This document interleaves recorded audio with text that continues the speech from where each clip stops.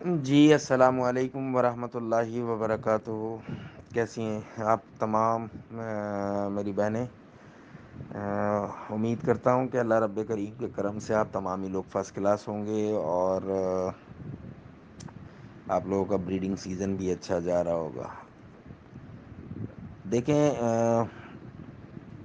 Embryo کی death, dead ان shell اور after birth death کی بہت ساری وجوہات ہیں۔ اس کے پیچھے ملٹیپل ریزنز ہیں۔ برڈ اگر آپ کا زنک ڈیفیشینٹ ہے تب بھی ایمبریو کی ڈیتھ ہو جائے گی، ڈیڈ ان شیل ہو جائے گا۔ اگر آپ کا برڈ وائٹامن D3 اور کیلشیم کا ڈیفیشینٹ ہے تب بھی آپ کا برڈ جو چک ہے وہ ڈیڈ ان شیل ہو جائے گا، ایمبریو کی ڈیتھ ہو جائے گی۔ اس کے علاوہ انڈر ایج ہونا برڈ کا، یہ بھی اس بات کی ایک نشانی ہے کہ آپ کے برڈ کا ایمبریو بننے کے بعد وہ بلاسٹ ہو جاتا ہے۔ وہ میں نے دیکھا ہے اس میں کہ ایمبریو جو ہے وہ سرکل بننے کے بعد وہ اس کے کارنرز جو ہیں، جو راؤنڈ سرکل ہوتا ہے اس کا، وہ بلو کر جاتا ہے۔ تو اس کے پیچھے جو ہے وہ اناٹمیکل ڈس آرڈر ہے، اور anatomical disorder in the sense of fertility کا جو سب سے بڑا ریزن ہے وہ زنک ہے، بیکاز زنک اس سارے پروسیس کو جو ہے وہ بیلنس رکھتا ہے۔ اسی لیے انفرٹیلیٹی اور امپوٹنسی میں زنک کو یوز کرایا جاتا ہے، اور یہ ایک بہت بڑا رول ہے۔ اچھا، بیسکلی ہوتا کیا ہے کہ امپوٹنسی یا انفرٹیلیٹی میں یہ نہیں ہوتا کہ جو اسپرم جو ہے وہ بننا بند ہو جاتے ہیں، نہیں، اس کی کوالٹی کمپرومائز ہو جاتی ہے۔ اب جب اسپرم کی کوالٹی کمپرومائز ہو جائے گی تو وہ جو ایگ ہے اس میں سسٹین نہیں رہ پائے گا۔ اب جب وہ سسٹین نہیں رہ پائے گا تو بعض دفعہ جو ہے وہ ویژول ہونے کے بعد وہ بلو کر جاتا ہے، اس کی ڈیتھ ہو جاتی ہے، ایمبریو جو ہے وہ بلاسٹ ہو جاتا ہے۔ اور بعض دفعہ ایسا ہوتا ہے کہ بچہ پوری طرح سے انڈے میں بننے کے بعد اس کی ڈیتھ ہو جاتی ہے۔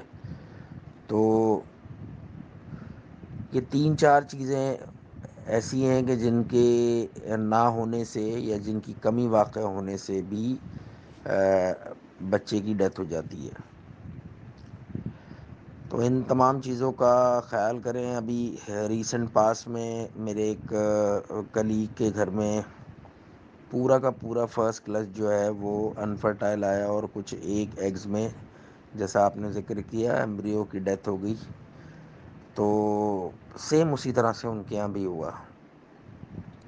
تو وہاں ہم نے ان کو زنک سلفیٹ لکوڈ میں، بہت سارے برانڈز اویلیبل ہیں ہیومنلی یوز کے لیے، آپ کو میڈیکل اسٹورز کے اوپر مل جاتے ہیں، وہ ہم نے 7 days یوز کرایا ان برڈ کو، along with all the multi vitamins جو وہ سپورٹنگ رول میں دے رہے تھے ان کے ساتھ۔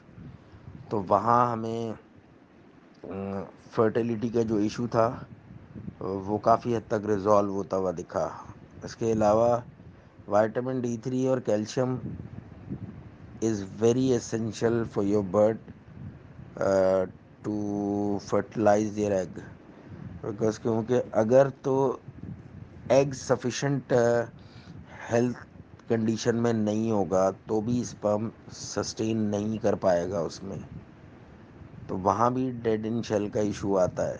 اور انڈر ایج برڈ جو موسٹلی لوگوں کو پرابلم آئی ہے، یہ اس کے پیچھے انڈر ایج برڈ بھی ایک بہت بڑی وجہ ہے، بیکاز ہر چیز کی ایک اناٹمیکل ریکوائرمنٹ ہوتی ہے، اور بریڈنگ کے لیے بھی ایک اناٹمیکل ریکوائرمنٹ ہے۔ باڈی کا اسٹرکچر اس طرح کا ہونا چاہیے، اتنی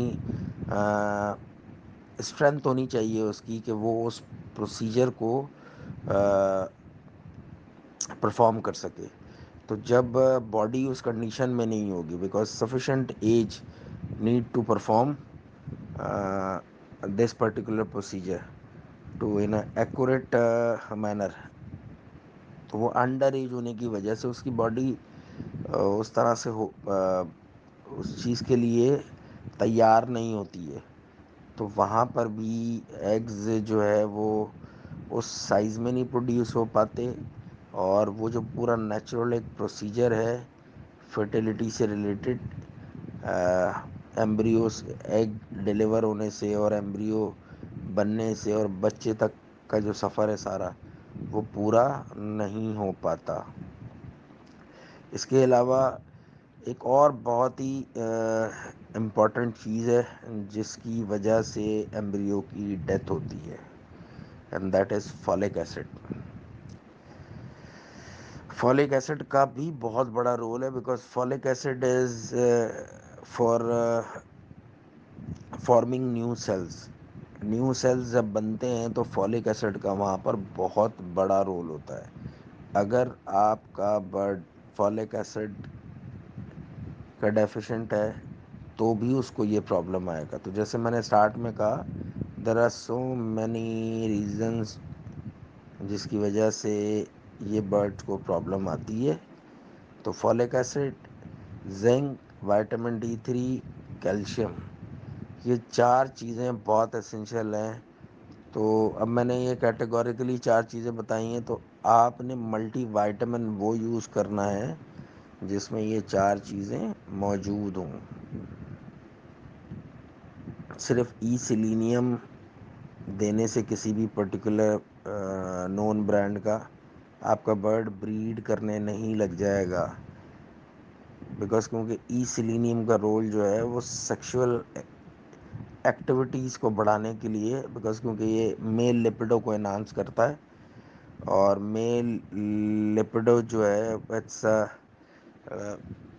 نارمل لینگویج میں بتا دیتا ہوں, it's a chemical substance which is available in brain, اور یہ آپ کی جو ڈیزائر ہے سیکشول اس کو بڑھاتا ہے. تو جب ہم یہ سیلینیم برڈ کو دیتے ہیں تو bird is getting to start in a mood, وہ پھر اس موڈ میں بریڈنگ موڈ میں آتا ہے. لیکن آپ اس کو فزیکل اسٹرینتھن تو کریں, جب تک برڈ فزیکلی اسٹرینتھن نہیں ہوگا وہ اس نارمل پروسیجر کو پرفارم نہیں کر پائے گا. Thank you.